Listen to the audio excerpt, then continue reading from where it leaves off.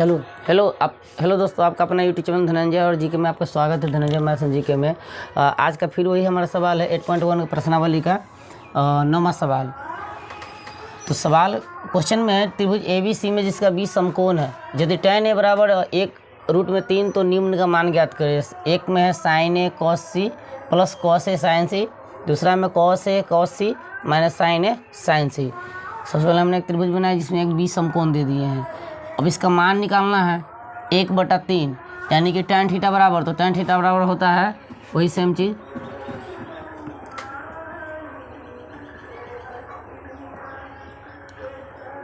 ये बहुत ज़रूरी है। ये अगर जो बच्चों को अगर जो नया है उनके लिए बहुत ज़रूरी है। ये लंब बटा आधार, tan थीटा बराबर होता है लंब बटा, यह तो हमको समझाने के लिए लिख देते हैं जैसे कि लंब बटा आधार। तो लंब का मान हो गया आपका 1 और आधार का मान हो गया √3। हमें निकालना क्या है? कर्ण। निकालना हमें है कर्ण। tan बराबर होता है लंब बटा आधार, तो लंब का मान हो गया आपका 1 और आधार का मान हो गया √3। अब हमें निकालना क्या है? कर्ण। हम फिर वही सूत्र पाइथागोरस प्रमेय के अनुसार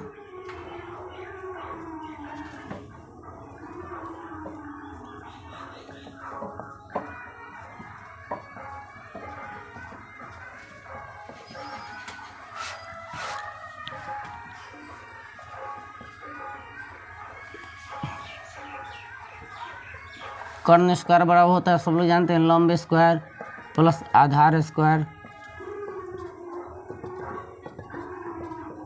कर्ण स्क्वायर बराबर हो गया, लंब का मान हो गया आपका 1 का वर्ग प्लस आधार का मान होगा √3। और हमें कुछ नहीं करना है, इसका तोड़ देना है, किसी का कमर नहीं तोड़ देना है, सवाल को तोड़ देना है। 1 का वर्ग हो गया 1 प्लस रूट का वर्ग जैसे ही होगा रूट हट जाएगा 3 हो गया। कर्ण स्क्वायर बराबर 3 1 4 कर्ण। और हमें निकालना क्या? कर्ण। तो कर्ण बराबर हो जाएगा 4 को रूट में कर देंगे तो ये हो जाएगा 2, 4 का वर्गमूल 2, ये हमारा मान निकल गया 2। अब ये हमारा इतना हो गया। अब हमारा जो अगला जो टॉपिक उसमें हमको देखना है कि sin A और cos C plus cos A sin C का मान निकाला। अब हमें अब दो कोण निकालना पड़ेगा इसके लिए। सबसे पहले तो हम जानते हैं कि जब sin A बराबर जब मान निकालना होता है, जब A का, जैसे जब हमें A का मान है तो इसको सामने वाली भुजा लंब हो जाती है और नीचे की भुजा आधार होती है, और कर्ण जैसा का वैसा ही रहता है। वो सामने वाली भुजा लंब, नीचे का आधार, और मतलब उसके जो कर्ण का भुजा बराबर ही रहता है। तो हमें सबसे पहले निकालना है sin A cos C plus cos A sin C का। तो हम यहाँ तोड़ देते हैं। sin A बराबर हो गया आपका लंब बटा कर्ण, तो लंब का मान हो गया 1 बटा कर्ण का मान हो गया 2, और गुना कुछ यहाँ नहीं कुछ है तो गुना cos C। अब C का मान जैसे निकालेंगे तो C का सामने वाली भुजा हो जाएगा लंब और ये हो जाएगा आधार, cos C यानी कि हो गया आधार बटा कर्ण। तभी सामने वाली भुजा हो गया लंब और ये इधर हो गया आधार हो गया उसके समग्र वाली भुजा, तो हो गया आपका आधार बटा कर्ण। तो आधार का मान है 1 और बटे कर्ण का मान है 2। आई बात समझ में? सामने वाली जब हम पहले sin A का लिए, sin A का जब लिए तो सामने वाली भुजा लंब हो गया और नीचे वाला आधार हो गया, और जो कर्ण होता है तो रहता ही है। और जब हमें आधार जैसे जब cos C का लेना, C का जब मान निकालेंगे तो C का सामने वाली भुजा लंब होता है और नीचे वाला आधार हो जाता है, और कर्ण जे का तय रहता है। तो सामने cos C बराबर होता है, cos बराबर होता है आधार बटा कर्ण। तो आधार अब हमारा हो गया ये और लंब हो गया हमारा ये, तो ये आधार का मान हो गया 1 और कर्ण का मान हो गया 2 प्लस फिर cos A। अब cos A जैसे आएगा A का मान आएगा तो फिर ये सामने वाली भुजा लंब हो जाएगी और नीचे वाली आधार हो जाएगी। तो सामने वाली भुजा फिर हो गया 1 और हो गया लंब बटा कर्ण। तो cos A बराबर होता है आधार बटा कर्ण, तो आधार हो गया √3 और इसका मान हो गया कर्ण। तो यहाँ हो जाएगा √3 बटे कर्ण का जो मान है वो 2 हो गया, फिर गुना। अब यहाँ फिर पूछ रहा है sin C। जैसे cos A बराबर हो गया, अब cos A का मान निकालना है तो सामने वाला आधार बटा कर्ण होता था, अभी सामने वाला हो गया लंब और ये हो गया आधार। तो आधार बटा आधार में √3 आधार बटा 2 यानी कि 3/2/2, रूट में 3/2। अब साइन सी, फिर साइन सी का मान निकाला, ये सामने वाली भुजा, फिर साइन सी जैसे ही निकालेंगे तो सामने वाले भुजा लंब हो जाएगा, तो साइन बराबर फिर होता लंब बटा कर्ण, तो ये अंदर रूट में 3/2। यहाँ तक आ गया समझ में एकदम बात। अब हमें क्या करना है, इसको तोड़ देना है।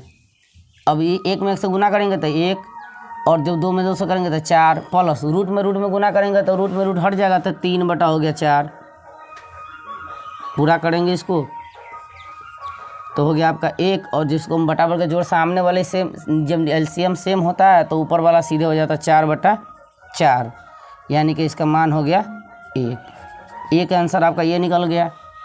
अब पूछ रहा है दोबारा में,